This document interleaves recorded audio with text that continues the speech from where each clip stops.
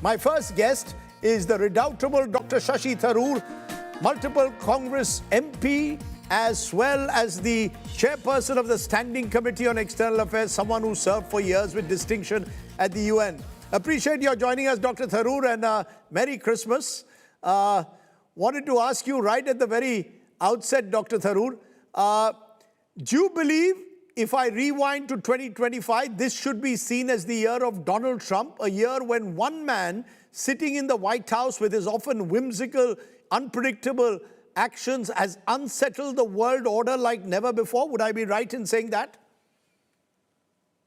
I'm afraid you're probably right. I mean, Trumpian turbulence is something that I think has defined global developments in this entire year, and you can't get away from that. I mean, he did come to office officially on the 20th of January, and the year hasn't gone anything like what anyone would have predicted up to the 19th.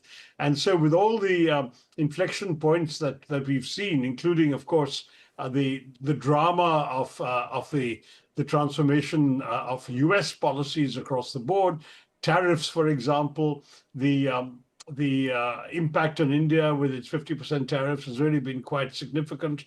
The reorientation of America's perception on the world with the G2 meeting in Busan with President Xi and the Europeans wondering where exactly they stand, the dramatic announcement of a peace in Gaza and the fitful progress towards one in Ukraine. Mr. Trump has made his mark on all of these. So it's very difficult to get away with, I think, you know, that old Time magazine man of the year kind of thing. It would very clearly have to be Mr. Trump this year.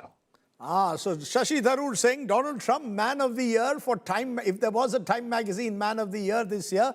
But, you know, as you rightly said, Donald Trump continues to occupy the international headlines, but also the national ones, because from an Indian perspective, Dr. Tharoor, the tariff wars have disrupted India's economy. We've also seen Donald Trump claim credit for a ceasefire repeatedly between India and Pakistan after Operation Sindoor. We've seen him cozy up to General Asim Munir and the Pakistani military leadership. So how should New Delhi see Donald Trump? As a disruptor, as someone who's disrupted a stable India-US relationship, someone unpredictable who we misread, someone unpredictable not just for India but for the entire world? Well, I think both are true, right? That unpredictability involves a certain amount of disruption. Again, even the disruptions, we don't know how long they will last. Is Field Marshal Munir the flavor of the month, or is he going to be close to Mr. Trump throughout the Trump administration 2.0?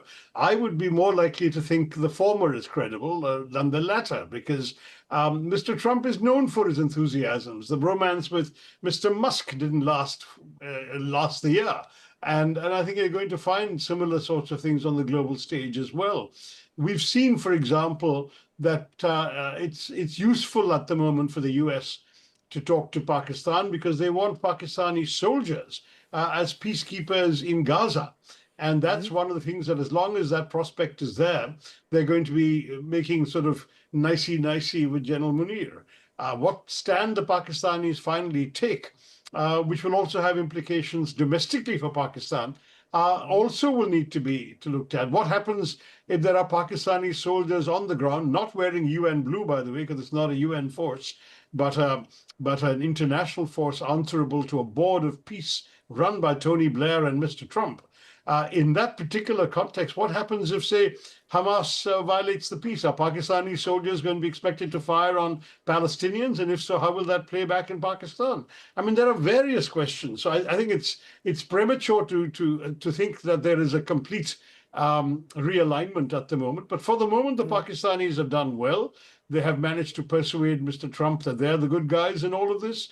And indeed, you're right, Mr. Trump seems to have undone a quarter of century's strategic realignment towards India. But even on the latter, I would say the fundamentals go beyond a few tweets on Truth Social.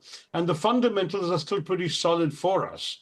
I think it's only if every single assumption underpinning that strategic reorientation changed in the course of the next few months that we could really say, well, the American relationship is gone. What it's shown us is that you can't rely on it as a bedrock. That Mr. Trump's behavior has undoubtedly shown us.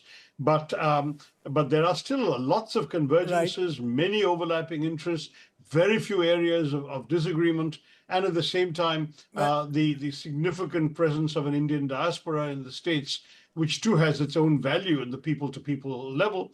Plus, of course, America still are the biggest investors. American businesses are still the biggest investors in India, and more investments are coming. We saw big announcements from Google and Microsoft. So I would say, look, there are still lots of things keeping India and America close to each other, despite Mr. Trump. You know, I want to, for a moment, turn to the neighborhood, not just Pakistan, Dr. Tharoor, because, you know, it's been turbulent, a neighborhood. Yes, we saw what Pakistan-sponsored terror did in Pahalgam in April, a warlike situation erupting over Operation Sindoor. Do you fear more of that is one of the concerns? Should we be concerned that Pakistan is being run at the moment by someone like General Asim Munir? Could we well see a Pahalgam Part 2? Should we be worried that Pakistan is once again on a very slippery slope at the moment towards some kind of anti-India Islamic radicalism? I wouldn't say worried, but I'd say we have to be prepared. I mean, Pakistan is a very, very, it's a problematic state at various levels. It is a nominally civilian government that has been created by the military and is dominated by the military. So the military's agenda will always be outsized in terms of what happens in terms of the policy choices there. Secondly, it is economically fragile. It's had a lot of money coming in from various international and Western donors, and that may help give it a lifeline for a while. But economic fragility often leads to military adventurism. We've learned this in the past with the Pakistanis, and so we have to be very much prepared. I would say that the uneasy economic stabilization of Pakistan is currently in our interest. But at the same time, there is undoubtedly the sort of hard-nosed military posturing that the Pakistanis are doing, because they managed to persuade themselves they won the engagements in Operation Sindoor, and they have established a new Army Rocket Force Command after the barrage of drones and rockets and missiles they sent us, and they're pursuing hypersonic technologies. Their new doctrine is something called asymmetric deterrence. All of this is not something we can lightly ignore. GDP growth 2.7% in Pakistan, as opposed to about 7%, 7.2 for us, maybe more, depending on how it all works out. But we have to be very conscious that they're moving into our patches when it comes to export-led growth in textiles and agricultural goods. And of course, they also have minerals, and they've offered space to the Americans for that.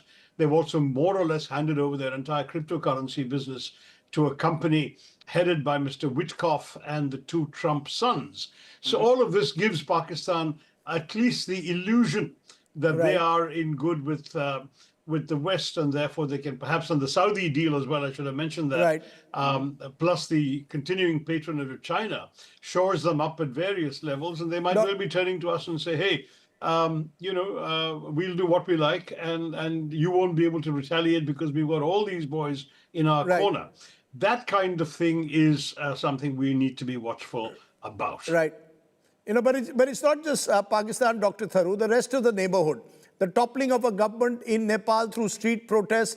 We are seeing rising anti-India sentiments in an increasingly unstable Bangladesh, because we should particularly worry us, surely, because we've had a relatively stable relationship until now. Now we are seeing what's happening in Dhaka. Should that worry us now that it's now Bangladesh is a new front which is completely unsettled? Well, obviously, a peaceful, stable, and calm Bangladesh is of great importance to us, because otherwise it becomes, in that notorious phrase, India's soft underbelly. And we know that Pakistan in the past, the ISI, has been fishing in troubled waters through that soft underbelly. And there's also been a problem of militants in the northeast seeking refuge and obtaining safe haven in Bangladesh. and then crossing over, wreaking havoc and coming back again. Now, we obviously have fenced about 80% of the border with Bangladesh now, but there is still about 20% through which they can get through, and that's not a small matter.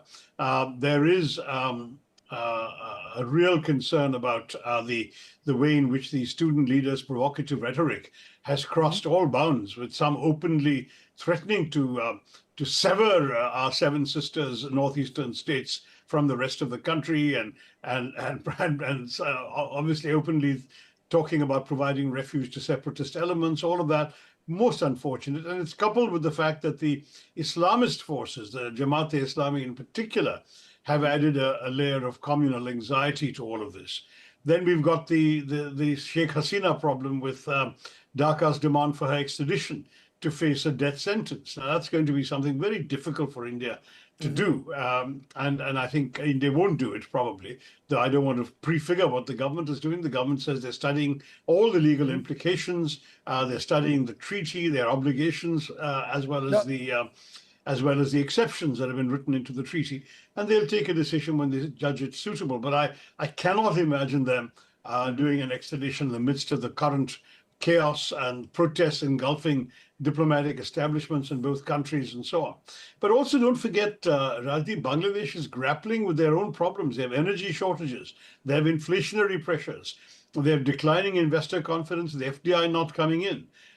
We have offered them plans for regional connectivity through ports, rail, and energy grids, which will actually help Bangladesh. But that depends heavily on stability in Bangladesh. So if I were a Bangladeshi, I'd say, look, we really are going through the economic tough times that's perhaps unavoidable. We need India to help stabilize this. Why are we making enemies of them? But unfortunately, they're going the other way. They're talking about defense pacts with the Pakistanis, and they are really, at this point, really seeming to want to give the impression that that India is their enemy. And this kind of narrative will obviously only appeal to the Gen Z of Dhaka who didn't live through the Liberation War, but they are probably now numerically much more significant than those who do remember India as a friend and a protector. So it's not going to be easy, Rajdeep, that entire relationship. I take your point, but it brings me to another neighbor with whom we've shared a rather uneasy relationship, but a large border. Some would call it the elephant in the room, the Chinese factor. You spoke earlier about G2, about US and China in some way holding a summit, coming together. How worried should we be about growing Chinese influence that we are seeing in 2025, not just in the neighborhood, but as I said, across South Asia, but across the world? India seems keen to revive that relationship with China. Can we ever really trust Beijing, given the fact that even during Operation Sindoor, every indication is the military of Pakistan was fused almost with the Chinese? Is China the elephant in the room still, Dr. Tharoor?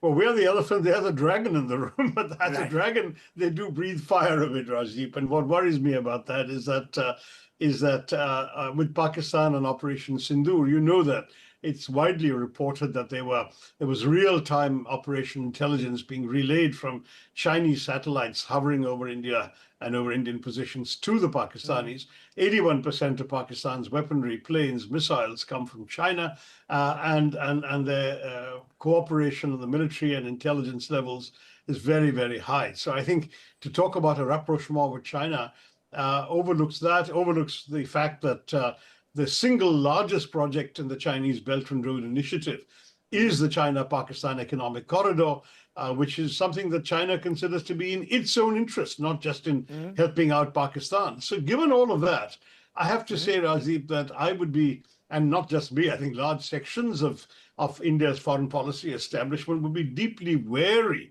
of giving any serious consideration to a complete reorientation towards China, because it would boil down to a capitulation. China is sitting on our frontiers and nibbling away at our territory. China is imposing non-tariff barriers on our exports. China is trying to encroach on our sovereign autonomy in all sorts of domains. China still claims Arunachal Pradesh.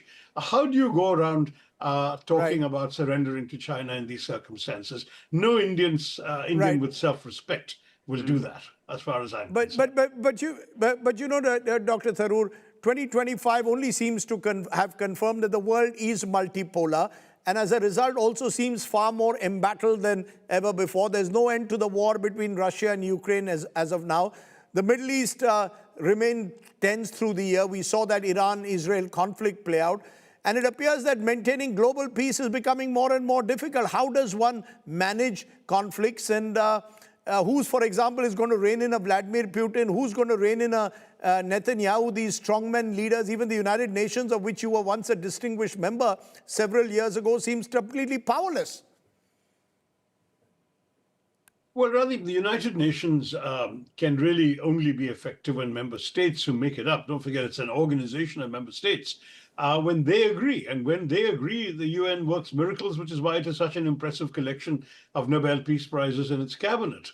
It's when the member states, the powerful ones in particular, the top 5 in the world, the so-called permanent members of the Security Council, when they are divided, the UN can't be expected to deliver results in the peace and security domain. It continues to be a hugely important player in all sorts of socio-economic issues, setting the agenda on everything from environment, climate change, human rights, and so on. But on peace and security, I think we'll have to see the UN taking a back seat.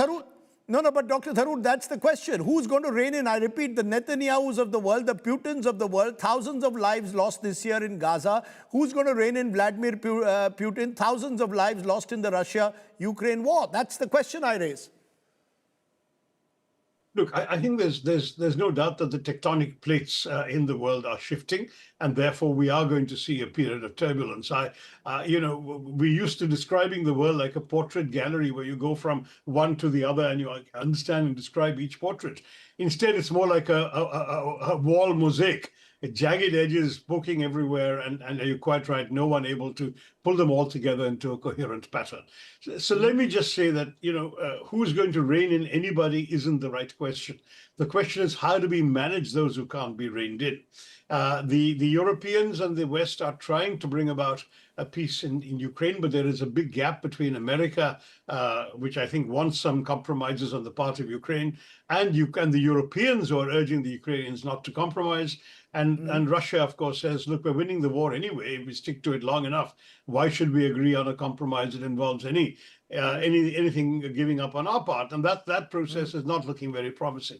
Conversely, though Gaza, you're right, witnessed some horrendous atrocities, a sort of peace is reigning right now in the region. And therefore, perhaps it won't need reining in if Mr. Trump can get those Muslim troops on the ground in that region and bring about and uphold some sort of peace and do some rebuilding. You might actually see some good news happening. I know many people would scoff in disbelief because there's no sign of that, but it could still happen, and we actually have an agreed peace formula that people are trying to implement. As far as our own neighborhood is concerned, yes, the Chinese are giving us trouble, but the Chinese don't really want to go to war. The Pakistanis are a bit more of a problem, not because they will leap into a war, that also doesn't suit them, but because they could feel they can use terrorism with impunity, knowing that India is aware that the sort of odds have changed in a military conflict. And therefore, we have to be very much on our guard against new terrorist attacks from Pakistan.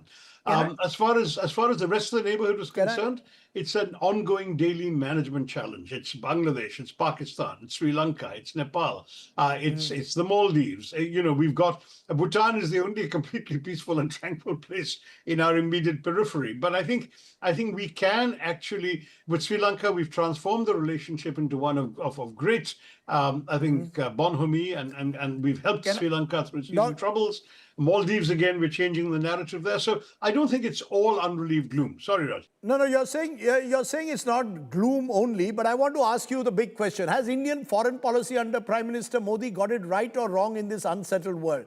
Do we really have this voice on the global high table that we were hoping for? Have we been much too reactive rather than proactive? Do we really have a moral voice left to take a strong enough stand, let's say, on what happened in Gaza? As Indian foreign policy in that sense, Dr. Tharoor, in the neighborhood across the world, found itself, has it got it right or wrong? Look, I think one thing that's very clear is this entire turbulence in 2025 has underscored the importance of the strategic autonomy that we set so much store by. We've tried to come across as a voice of the global south while effectively balancing relations with Washington, Moscow, and Beijing without having a direct degree of enmity or a great degree of a partnership with any of them. We are managing all these three relationships. There's an enormous amount of instability in the global economy where we have had a relatively stable fiscal trajectory, though, of course, our rupee has gone down so badly. So that will put some inflationary pressure on us from energy imports, which are, of course, priced in foreign currency. But we are otherwise, I think, well poised to take advantage of some of these currents. A multi-alignment, the phrase that I came up with 20 years ago, and at that point it was rejected by the establishment and sank without trace, is now the term of art to describe what we're doing. The world is more and more like the World Wide Web, an internet networked world. And we are trying to function around several networks without being stuck in only one particular pattern. And that's multi-alignment, and it's going reasonably well, I believe. But do we have, do we really have a voice on the global high table? That's my direct question to you. We haven't, I think, tried enough to give ourselves the opportunity to be the kind of sort of punching above our weight global player that many of us had hoped that India would be. I think we're not there yet. And it's partially, as you rightly implied, because we are not interested or we are a bit reticent. We haven't had the nerve or the courage to take too many steps forward. And therefore, we haven't become the big voice on the global high table yet. But we can be, and the global south might be the platform that enables us to be. But also we, with our technological strengths, our ability to be an influential voice on everything from cyberspace to outer space, our capacity to reach out to help developing countries in our neighborhood and beyond as a well-meaning donor, very different from the way the Chinese build up debts everywhere. We've been very, very considerate. I think we've got all the elements to be a significant player. And I will say to you, Rajdeep, that at the moment, we have to do, you're a cricket fan, we have to play a few more defensive strokes at this stage of the innings before we can start launching into those expansive fours and sixes that your question implies we can do on the world stage. Arguably, we can, but at the moment, there's still too many bouncers coming our way that we need to weave out of the way of.